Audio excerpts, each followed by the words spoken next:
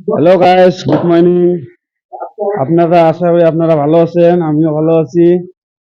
আমার ফাইনালি আমি আজি পাথর আমার আহি গ'ল, এইফালে আমি যাম পাথৰখিনি দেখবা। পাথৰটো কেনেকুৱা আহিল আপোনালোকে কৈ দিব। পাথৰটো পাথৰটো পাথৰ আহিছে, পাথৰটো কেনেকুৱা হৈছে, পাথৰটো কেনেকুৱা, ইমান ডাঙৰ ডাঙৰ পাথৰ আহিছে। আপোনালোকে কৈ দিব পাথৰটো ভাল হয় নে বেয়া হয়, আপোনালোকে কমেণ্টত জনাই দিব।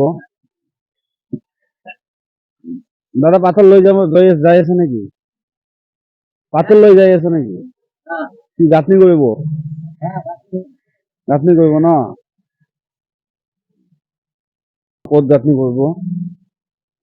গাঁথনিটো আমি চাব লাগিব। ক'ত কোনখিনি গাঁথনি বা কৰে সিহঁতে। গাঁথনিটো চাওঁ।